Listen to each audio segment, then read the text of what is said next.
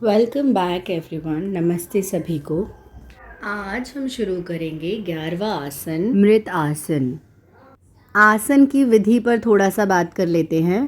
इसमें आपको 3 बातों का ध्यान रखना है। जब आप विश्राम करेंगे मृत आसन में, तब आपको अपना सर एकदम सीधा रखना है और आप पतला छोटा तकिया भी रख सकते हैं सर के नीचे। और आपको अपने पैरों को उतना ही फैलाना है जितनी आपकी कमर है। अगर आपकी कमर 4 इंच है तो आपको भी 4 इंच ही अपने पैरों को फैलाना है। और अपने दोनों हाथों को ना 15 सेंटीमीटर के गैप पे करीब आप हथेलियों को ऊपर की तरफ रखें और अपने निचले जबड़े यानी कि लोअर जॉ को रिलैक्स पोजीशन में रखें। उसको बिल्कुल भी टाइट ना रखें और सर को एकदम सीधा रखना है, साइड्स पर रिलैक्स नहीं करने देना।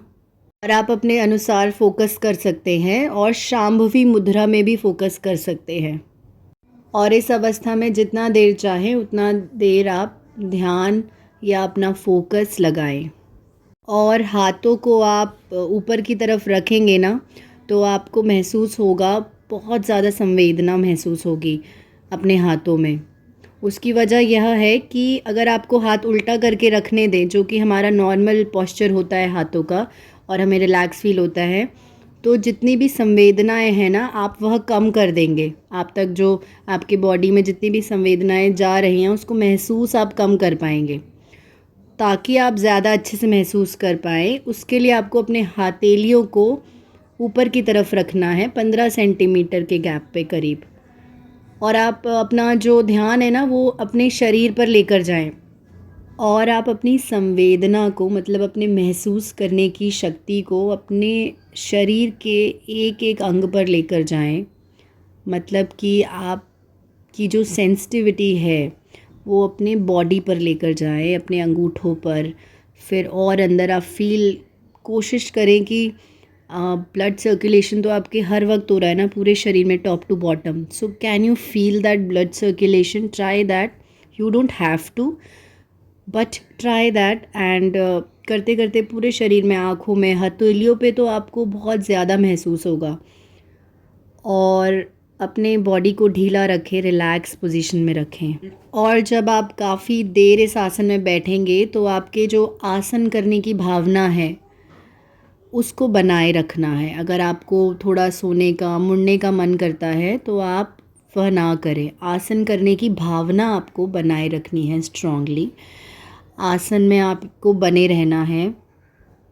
अन्यथा शरीर और मन में जो आप एक सामंजस्य बनाना चाह रहे हैं यह आसन करके, वह नहीं बन पाएगा। और जो मेन मकसद है आसन का कि हम अपने शरीर और मन की अवस्था को पहचाने, वह नहीं हो पाएगा।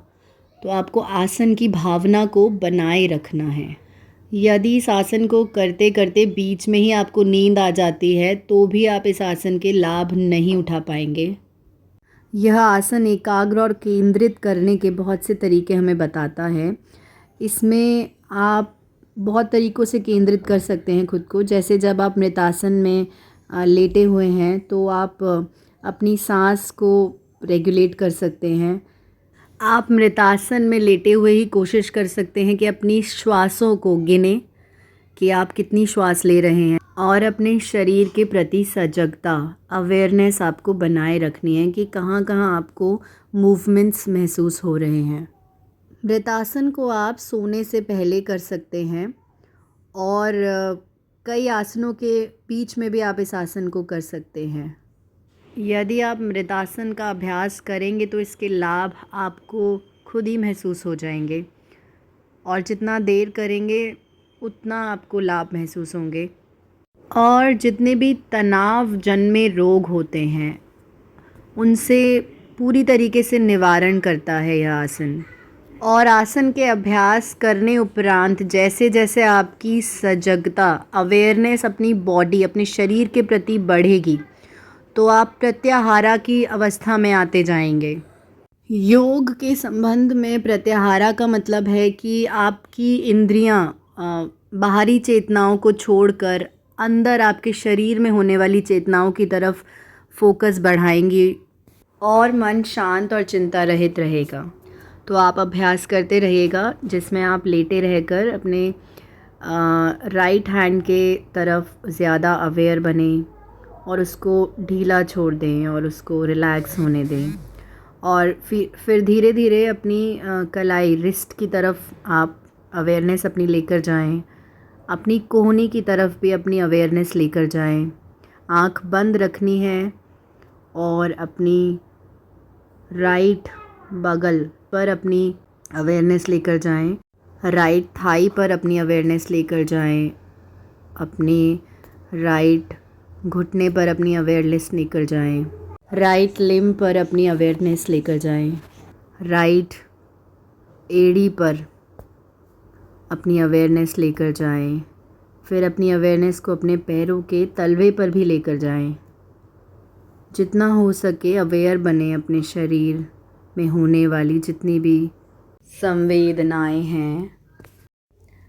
आशा है आप इस आसन का लाभ ज़रूर उठाएंगे। मुझे तो बहुत ही ज़्यादा रिलैक्स फील होता है मैं योगा आसन जब भी करती हूँ। और कल हम मिलेंगे 12वें आसन के साथ। धन्यवाद।